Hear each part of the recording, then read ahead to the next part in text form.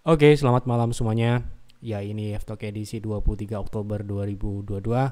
Malam ini kita akan berikan update market ISG dan saham-saham yang sudah masuk di kolom komentar F-Talk edisi terakhir, edisi 20 Oktober 2022. Ada beberapa. Terima kasih Bapak Ibu yang sudah memberikan ide untuk pembahasan di F-Talk malam ini. Baik, kita mulai dari ISG terlebih dahulu seperti biasa. ISG ya saat ini mengalami pullback sesuai dengan apa yang kami sampaikan di Stockholm minggu lalu di edisi 16 Oktober bahwa IHSG tutup gap dan rebound ya. IHSG mengalami penurunan dari 6.800 dan sempat mengalami penurunan hingga menyentuh 6.750 ya. Nah, kemudian setelah itu terjadilah rebound menutup gap yang terbuka di sini. Ini ya gapnya.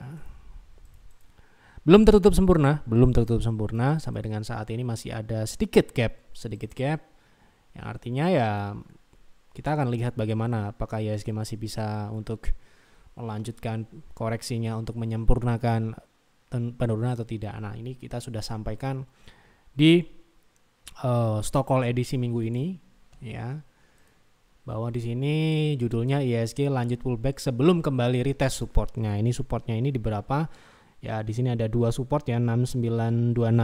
Ini adalah support pertama, support kedua di 6730. Kemudian resist saat ini di 7120, 7140 ini sama dengan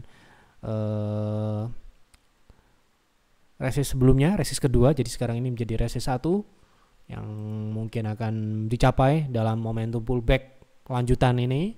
Ya, jadi manfaatkan sebaik mungkin ya. Ini belum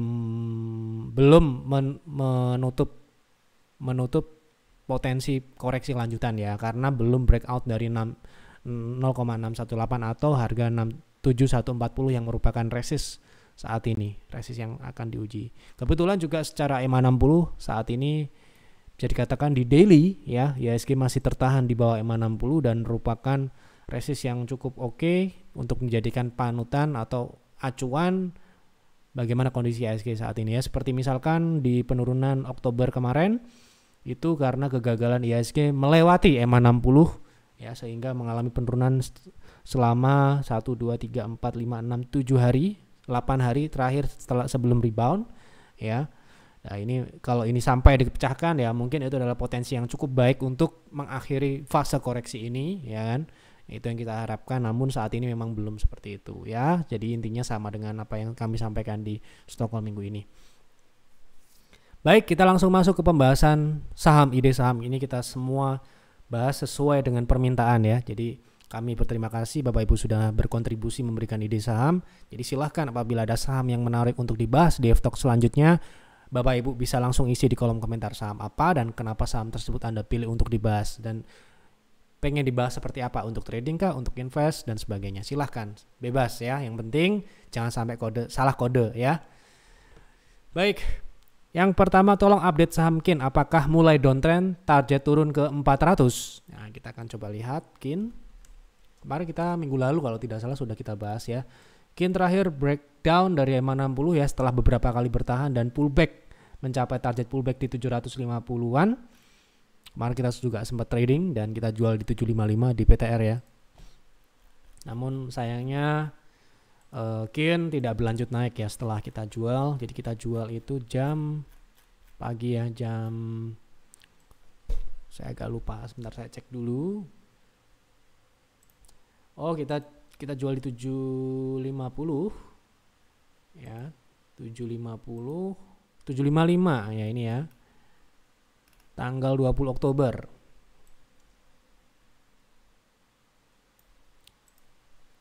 Kita share ya supaya ya ini beneran real, kita trading juga di KIN juga. Kita beli di 675 ya, 675. Ini ya. Kita jual di 755 750, saat itu naik 10%. Kemudian sayang sekali KIN harus turun kembali ya. Nih jam berapa tadi kita jual? Jam 10.22. Sepertinya itu adalah peak. Ya, ini kita tidak bermaksud untuk membuat dia turun, tapi memang level itu adalah level target yang kita inginkan untuk kita jual ya. Kebetulan ya. Ini jam 10 ya. Ya, ini jam 10. jam 9 sampai dengan jam 10 nih. Ini ya. Nah, ini ya jam 10-an ya. Jam 10-an ini. Oke. Nah, saat ini apakah sudah downtrend ya? Bisa dikatakan karena dia turun di bawah 560 ya, kemungkinan bisa saja dia akan turun lanjut ya. Tapi dalam artian di sini downtrendnya ini downtrend yang masih minor. Kalau kita lihat di daily ya, di daily chart ini merupakan tren turun ya. Tren turunnya ini terakselerasi setelah dia breakdown dari 560. Dan kalau kita perhatikan di tren jangka menengah, jangka panjangnya kita menggunakan weekly masih sangat jauh. Memang saham ini bisa saja dia turun cukup jauh ya. Ke 400 mungkin kecil kemungkinan. Kecil kemungkinan artinya masih tetap bisa, namun kecil kemungkinan kalau memang skenario KIN ini masih uptrend dalam jangka panjang loh ya. Nah, kita akan coba lihat target turun ideal setelah menembus EMA 60 itu berapa gitu kan. Nah, ini kita coba lihat. Di sini ada level 630. Sebenarnya sudah sangat dekat dengan target turun ideal untuk KIN ya. Jadi setelah EMA 60 ada 630 ini yang kebetulan ini adalah support ya. Semoga besok rebound lagi dan kita bisa trade lagi. Di sini juga ada sedikit gap terbuka yaitu di 615 ya. Mungkin di 630 ya, kita 640 sampai dengan 615 lah ya. Itu target turun KIN, area target turun KIN. Oke, semoga menjawab. Tolong analisa Saratoga rencana mau masuk untuk invest jangka menengah. Apakah di harga hari ini sudah saatnya masuk atau lebih baik ambil saham lainnya? Terima kasih. Sekalian nanya apakah masih ada kemungkinan IHSG ini sudah mulai uptrend kembali atau hanya sesaat dan akan melanjutkan turun kembali. Tadi sudah kita bahas, mengingat kabar-kabar resesi tentang harga barang-barang naik, rupiah melemah dan suku bunga BI naik. Untuk ya bisa dikatakan ya, IHSG sendiri secara teknikal masih uptrend dalam jangka panjang ya, dan koreksi saat ini masih koreksi minor dan kami belum melihat adanya crash yang akan terjadi di IHSG juga. Nanti mungkin kalau apabila ada pasti kita akan informasikan apabila kita melihat. Kalau kita tidak melihat kan namanya mengada-ngada. Nah, kalau kita sudah melihat pasti di Yeftok ini kita akan berikan. Bapak Ibu mungkin sudah nonton Yeftok sejak tahun 2018, 2019, 2020 ya. Sebelum IHSG crash pasti kita akan informasikan ya. Selama itu kita sudah melihat ya pasti akan kita informasikan. Kan hampir setiap hari ada Yeftok. Jadi Bapak Ibu tunggu saja, selalu nonton, nanti kita akan berikan update terkait adanya resesi di luar sana, terkait naiknya suku bunga, naiknya melemahnya rupiah dan sebagainya. Itu merupakan ya, itu menjadi faktor tentu saja yang kita lihat di sini juga technical IHSG sendiri yang memang belum ada.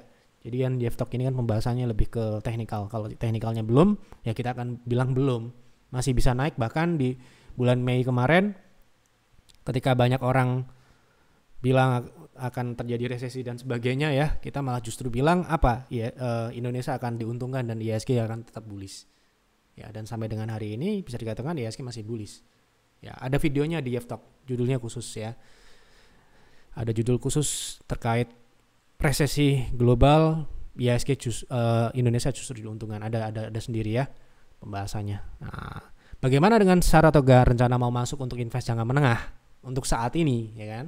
Nah, kita akan coba tinjau dari, tentu saja yang pertama kita lihat adalah fundamentalnya ya.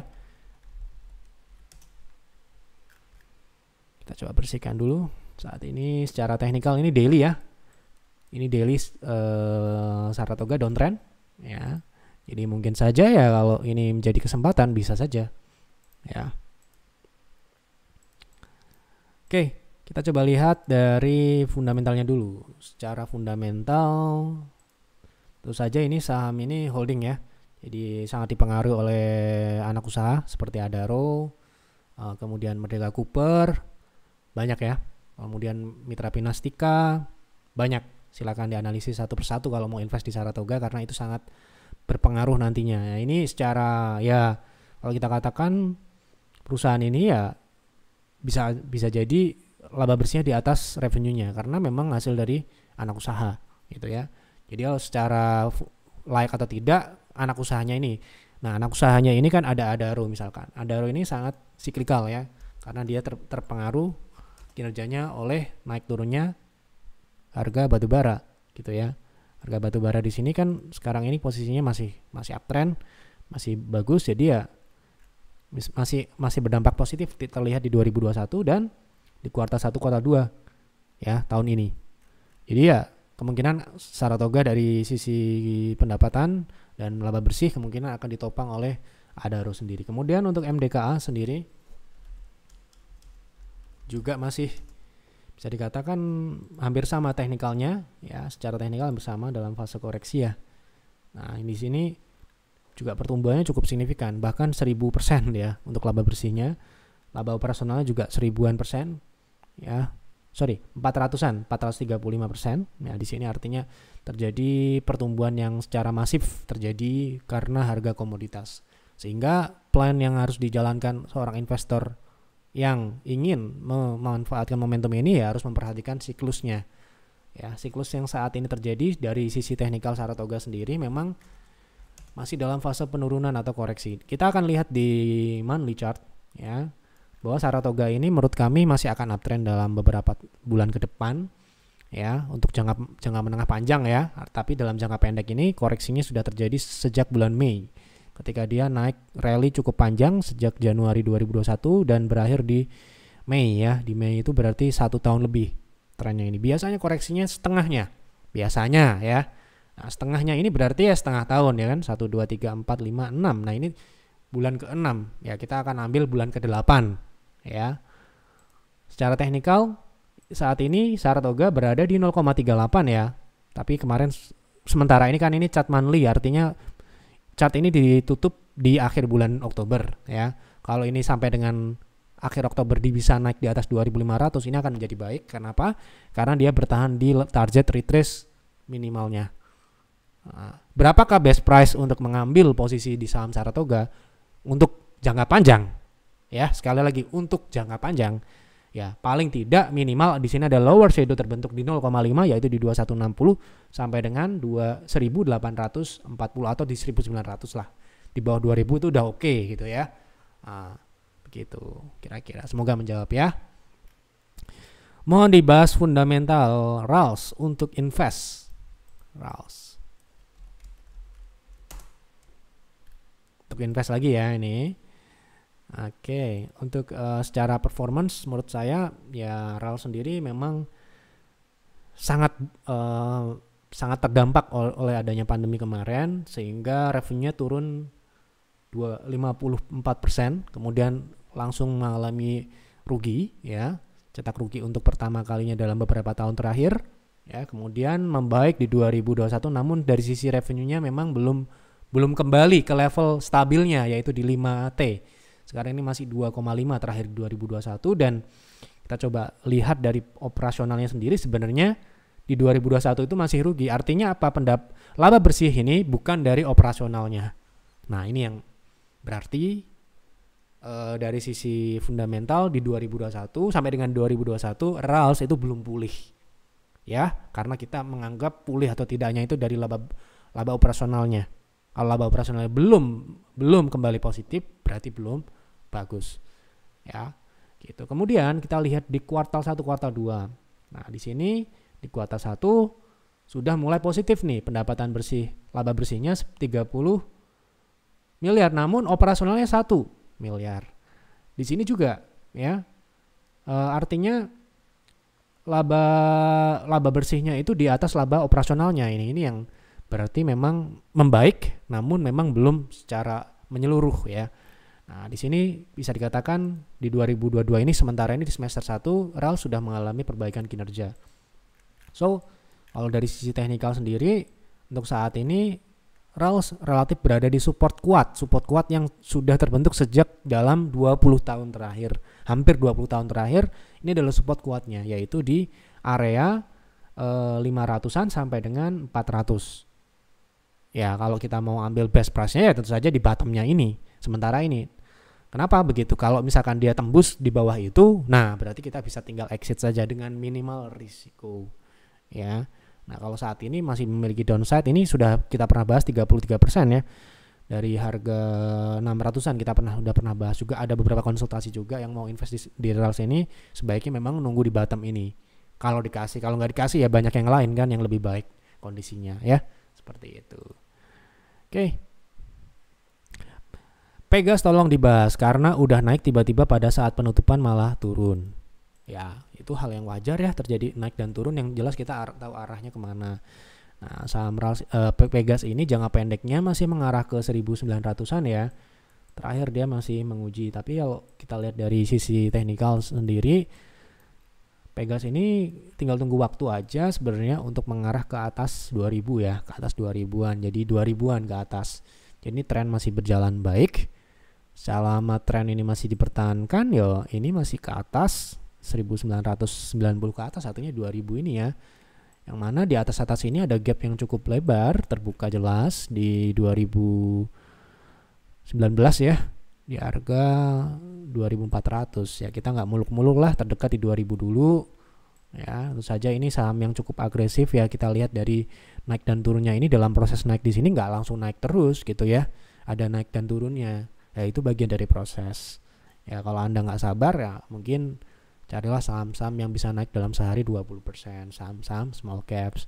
Saham Pegas ini tentu saja ini kan secara size memang relatif besar, jadi memang tidak murah untuk membawa saham ini naik.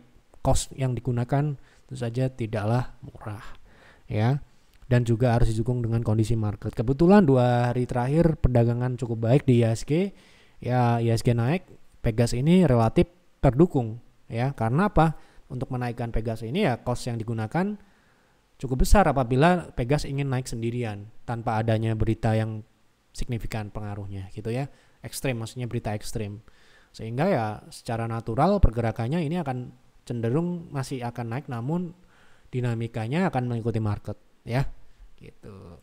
Oke. Nah, ini Bumi ya. Bumi sudah uptrend atau masih downtrend? Terima kasih. Oke. Kemarin kita sudah pernah bahas Bumi dengan target pullback di 200 ya. Nah, ini sekarang ini posisi saat ini memang masih dalam fase wave B. Wave B sendiri belum berakhir karena dia juga membentuk tren naik seperti ini. Ya, ini tren minornya. Ya, wave B sendiri kita pasang di harga 202 ya. Terakhir dia naik 200. Jadi kemungkinan besar Bumi untuk proses turun dalam wave C ini masih wave B sekarang ini. Jadi wave B itu wave naik. Jadi sementara ini akan mengarah ke 200-an dulu ya. Gitu. Sebelum mungkin nanti akan turun. Ya, semoga kita berharap dia breakout di atas 200 dan uptrend lagi gitu kan. Tapi sekarang ini belum. Ya kan? Dengan karakteristik saham Bumi yang cukup agresif ini ya, saja mengarah ke 200 itu ada dramanya gitu, naik dan turunnya ya. Memang ini saham yang memang pergerakannya untuk beberapa orang sangat menarik ya, terutama untuk Bapak Ibu yang mungkin speednya transaksinya tinggi ya. Saham ini mungkin dalam satu hari itu bisa buat buy sell dan sebagainya ya. Kalau misalkan mau nyari sekitar 4 sampai dengan 5% mungkin bisa. Tapi yang nggak punya speed, yang part time dan sebagainya, yang tidak bisa cepat eksekusi, mungkin akan ya bisa berisiko tinggi ya gitu. Nah, sekali lagi masing-masing orang ya di sini. Oke, jadi pertanyaannya apakah sudah uptrend lagi? Pertanyaan ini saya jawab berdasarkan target pullbacknya memang belum tercapai. 202 sudah di 200 namun belum menyentuh 202 secara sempurna. Jadi ini mungkin kalau 200 sudah dipecahkan baru kita akan bisa bicara uptrend. Gitu ya. Oke. SS gimana Pak? Ambil di 530.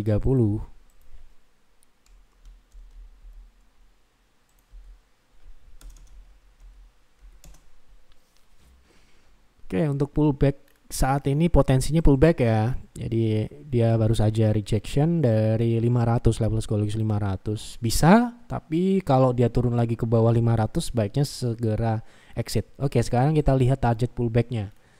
Jadi ini kan downtrend ya, jelas ya. Ini bearish, strong bearish malah. Belum ada uptrendnya, jadi yang kita harapkan hanyalah swingnya saja. Swing yang masuk akal untuk saham SS ini saat ini di 570, 550 ya. Jadi mungkin masih bisa naik sedikit lagi. Sampai dengan kalau bisa breakout, dia bisa mengincar resist berikutnya yang masih di bawah EMA 60 untuk daily di 600-an, 640-an. Tapi ingat kalau dia breakdown dari 500 ke bawah, hati-hati ya. Baik, itu yang sudah kita jawab semua. Ide-ide dari Bapak Ibu yang masuk di kolom komentar di F-Top KDC 20 Oktober. Terima kasih sekali untuk Bapak Ibu yang sudah berkontribusi memberikan ide saham di Yev Talk malam ini. Jangan lupa untuk isi kembali sama apa yang menarik untuk dibahas berikutnya, dan jangan lupa untuk dukung kami dengan klik like, dengan subscribe, share ke teman-teman atau siapapun yang Anda kenal juga trading atau invest saham, diajak nonton Yev Talk ya. Itu saja untuk malam ini. Mohon maaf apabila ada kekurangan atau kesalahan dalam penyampaian. Analisa lagi, buat trading plan, buat investing plan, dan jalankan dengan disiplin. Selamat malam dan selamat istirahat.